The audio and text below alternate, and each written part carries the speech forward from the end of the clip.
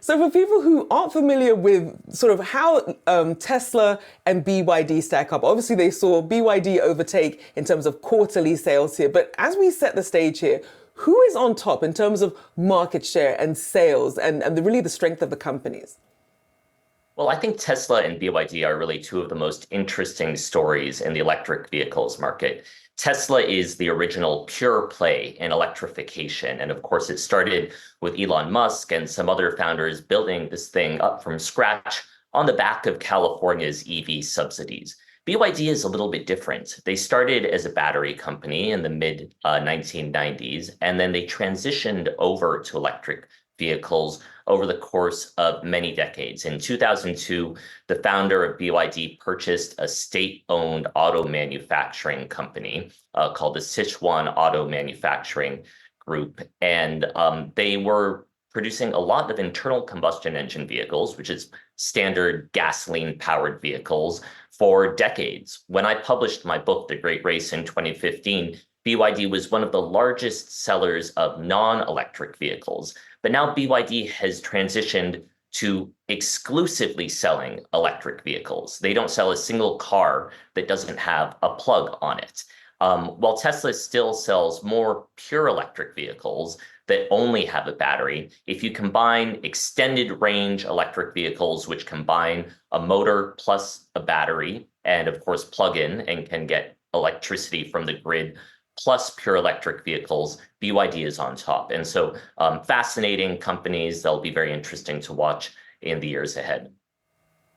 So then what do you see as the potential biggest risks to their dominance? You mentioned some of these EV policies in California that have, really helped propel Tesla, but then you also have, when you look at regulators in China, you think of BYD. What do you see as the biggest risks to their respective dominance?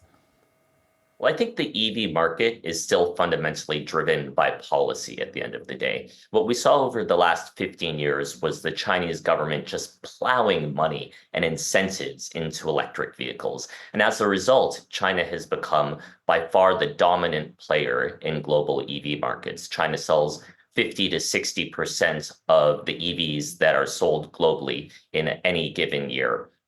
In the United States, we're trying to catch up, but we are really lagging behind. China sells about a third of their vehicles that they sell in China are electric.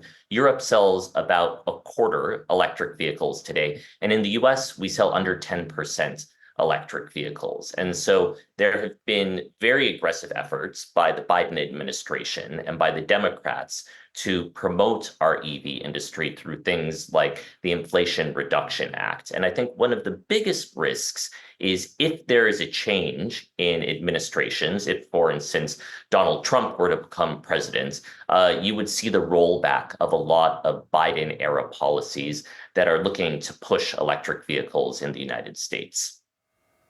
So Levi, let's talk implications then. As we look at the elections, the potential for either former President Trump coming back or the Biden administration staying in, how would we see that play out for a company like Tesla, given the tax incentives, but also being that we're seeing the big three US automakers also pulling back as they had to sort of make up for some of the costs they incurred after the UAW strikes?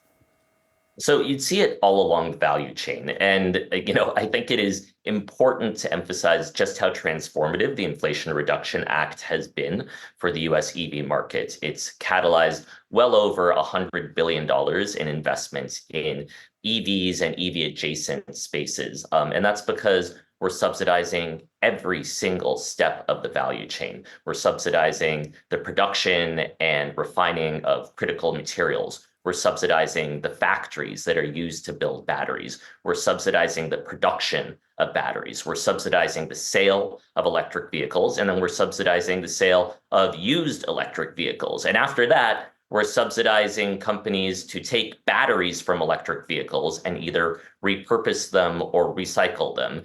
And perhaps most importantly, we're also subsidizing the infrastructure to charge electric vehicles. And so there is a huge wave of policy support that the EV industry has the potential to ride right now and get back in the race with Europe and with China.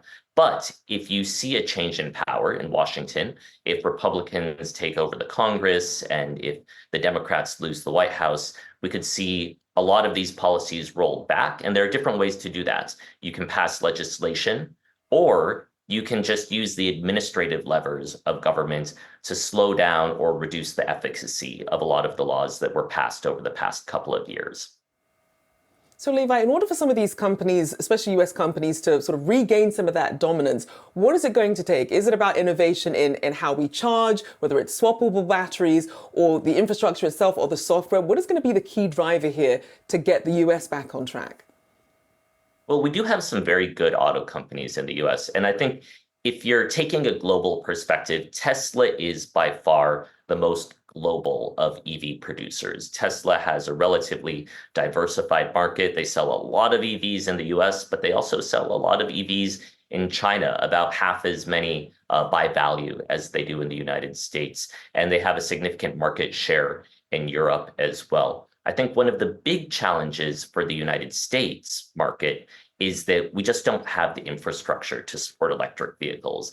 And that's not just about building new fast chargers. There are a lot of challenges to public infrastructure in the United States. Right now, the companies that are out there that are pure plays in EV infrastructure, they're not making money. They're losing money. And quite frankly, the public charging experience isn't that good. Half of the time you roll up at an EV charging station and either you or the guy next to you can't charge because the charger is broken. And even when you can charge, it still takes quite a while to juice up your electric vehicle. So for me, I have a Ford Mustang Mach-E, and it takes about 45 minutes to get from 20% to 80% charge on a good day in that EV. And so I think really figuring out what the solutions are to these infrastructure challenges is going to be a big part of EVs becoming a major part of the transportation story in the United States going forward.